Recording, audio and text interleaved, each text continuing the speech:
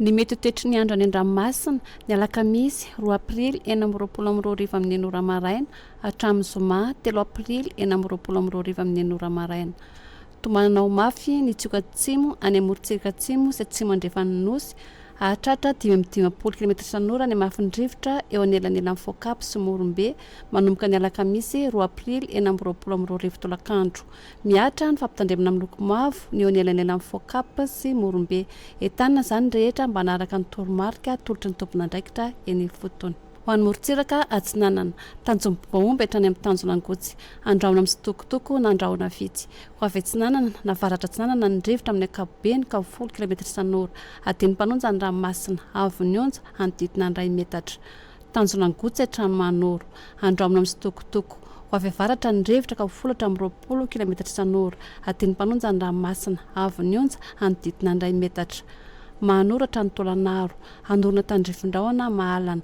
Ho avy atsimo miandalana ny rivotra ka 30 km/h adiny mpanonja nanonja be ny ranomasina ahiry indraindray any amin'ny tapany atsimo avy onja hatramin'ny 2 metatra hahatratra 2.5 hatramin'ny 3 metatra any amin'ny tapany atsimo noho ny alondrano avy atsimo.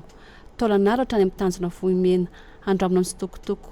Ho avy atsimo ny rivotra ka 20 hatramin'ny 30 km/h ahatratra 40 km/h ny alina anonja be na hery ny ranomasina avy onja 1.5 hatramin'ny 2.5 metatra hahatratra 3 metatra indraindray. Ho an'ny morontsiraka andrevana tanjona vohimena hatrany amin'ny tanjona kapo ho maino ny ankapobeny. Ho avy atsimo na atsimo sanana ny rivotra ka 30 hatramin'ny 40 km/h ahatratra 5:20 km/h indraindray anonja be na hery ny ranomasina avy onja 1.5 hatramin'ny 2 metatra hahatratra 2.5 metatra any amin'ny tapany atsimo. Tanjona kapohatra any amin'ny tanjona vilanandro andraona vitsy. Ho avy atsimo ny rivotra ka 10 hatramin'ny 20 km/h adiny mpanonja ny ranomasina avy onja 8.5 hatramin'ny 2 metatra.